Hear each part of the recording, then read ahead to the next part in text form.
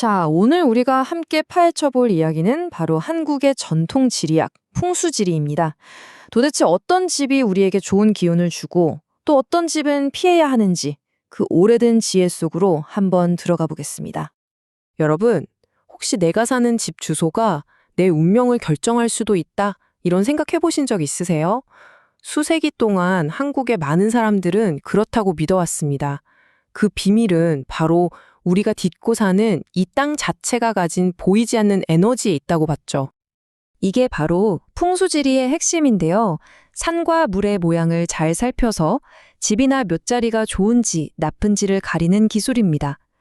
궁극적인 목표는 땅의 기운, 이걸 지기라고 하는데요.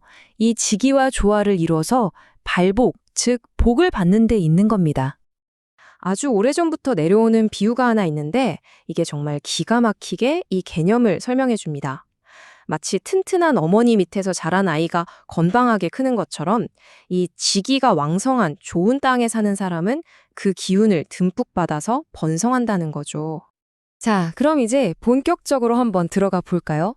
어떻게 좋은 터와 나쁜 터를 구별할 수 있을까요? 풍수에는 이걸 설명하는 아주 중요한 두 가지 용어가 있습니다.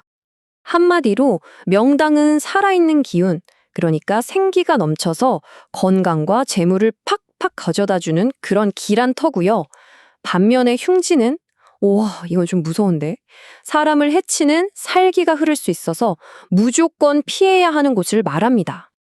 가장 대표적인 그야말로 클래식한 명당이 바로 배산임수라는 건데요. 말 그대로예요. 뒤에는 산이 딱 버티고 서서 바람을 막아주고 앞에는 물이 흐르면서 재물과 좋은 기운을 모아준다고 보는 거죠. 자, 바로 이 그림이 그 개념을 아주 그냥 제대로 보여주죠. A 지역 한번 보세요. 강물이 꼭 허리띠처럼 땅을 싹 감싸고 돌잖아요. 풍수 고수들은 바로 이런 지형이 재물이 쌓이는 대표적인 명당이라고 봅니다. 이게 그냥 옛날 이야기가 아니에요. 실제로 우리나라 대기업 총수들, 예를 들면 고 이건희 삼성회장 같은 분들이 왜 하필 한남동에 집을 마련했겠어요? 생각해보면 딱 답이 나오죠.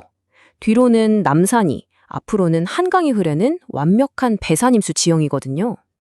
자, 그럼 반대로 풍수 전문가들이 여기는 절대 안 된다 하고 경고하는 대표적인 흉지들도 있습니다. 핵심은 간단해요. 뭔가 거칠고 뾰족하고 직접적으로 나를 공격하는 듯한 그런 터는 피하라는 겁니다. 예를 들어 계곡처럼 칼바람이 부는 곳, 불안정해 보이는 삼각형 모양의 땅, 또 도로가 마치 칼날처럼 우리 집을 겨누고 있는 그런 곳들이죠. 자, 그런데 이런 오래된 지혜가 지금 우리가 사는 이런 콘크리트 정글, 이 도시에서는 과연 어떻게 적용될 수 있을까요? 이게 참 재미있는 게요. 풍수라는 게 시대에 따라서 유연하게 변하더라고요. 도시에서는 높은 빌딩이 나를 지켜주는 산이 되고요. 쌩쌩 달리는 자동차 도로는 돈의 흐름을 상징하는 강이 되는 거죠. 결국 우리가 요즘 집 구할 때 맨날 따지는 거 있잖아요. 역세권, 숲세권, 학세권. 이게 바로 현대판 명당인 셈입니다. 편리함, 쾌적함 같은 실용적인 가치들이 바로 오늘날의 좋은 기운으로 해석되는 거죠. 그럼 건물이 산이라면 그 안에 있는 우리 집, 특히 아파트 층수도 중요하지 않을까요? 네, 맞습니다. 이 층수에 대한 풍수적 해석, 이거 아주 흥미롭습니다. 자, 여기 보이는 숫자 7, 이게 뭘까요? 일부 풍수 전문가들은요, 땅이 주는 좋은 에너지, 그 지기가 아파트 7층, 높게는 8층, 그 이하에서 가장 강하게 느껴진다고 말합니다. 이게 대략 큰 나무 한 그루 높이 정도라고 생각하시면 돼요. 그래서 이보다 너무 높은 곳, 막 초고층에 살면 땅의 기운과 단절돼서 스트레스나 만성 피로 같은 현대인들의 병에 더 쉽게 노출될 수 있다, 이렇게 보는 거죠. 자, 그럼 이쯤에서 이런 생각이 드실 거예요. 그래서 이 풍수라는 거 대체 정체가 뭘까요? 고대의 과학? 아니면 그냥 미신? 그것도 아니면 또 다른 무언가일까요? 사실 풍수를 의심하는 목소리는 옛날부터 있었어요. 특히 조선시대 최고의 실학자였던 정약용 선생의 이 한마디, 정말 유명하죠? 그렇게 좋은 자리면 자네 어머니 묘나 쓰지 왜 남한테 팔려고 하나? 와, 정말 촌철살인 아닌가요? 부와 권력에 대한 욕망을 파고드는 풍수의 허점을 그냥 정확히 꿰뚫어 본 거죠. 그런데 말이죠. 최근 들어서는 이 풍수를 좀 다른 시각에서 보려는 연구들이 나오고 있어요. 이걸 무슨 신비한 마법이 아니라 우리 조상들이 오랫동안 경험으로 터득한 살기 좋은 공간을 찾는 지혜, 일종의 환경 적응 전략으로 보는 거죠. 그리고 실제로 꽤 흥미로운 결과들을 찾아내고 있습니다. 자, 이 표를 한번 보시죠.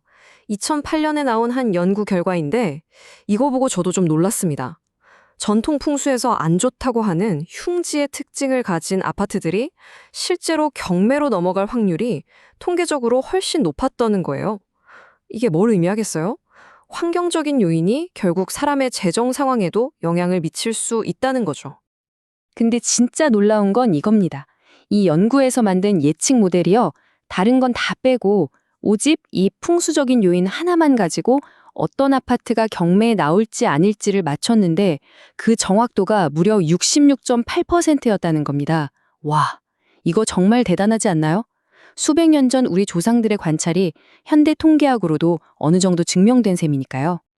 결국 풍수지리를 잊혀진 과학으로 볼지 아니면 그냥 마음을 편하게 해주는 미신으로 볼지는 여러분 각자의 판단에 달렸을 겁니다. 하지만 한 가지는 분명해 보여요. 풍수는 우리에게 우리가 발 딛고 사는 공간을 좀 더 깊이 있게 들여다보고 나와 환경의 관계를 다시 한번 생각하게 만든다는 거죠. 그리고 우리 모두에게 이 마지막 질문을 던지는 것 같습니다. 여러분에게 진정으로 마음 편한 우리 집이라고 느껴지는 곳은 과연 어떤 곳인가요?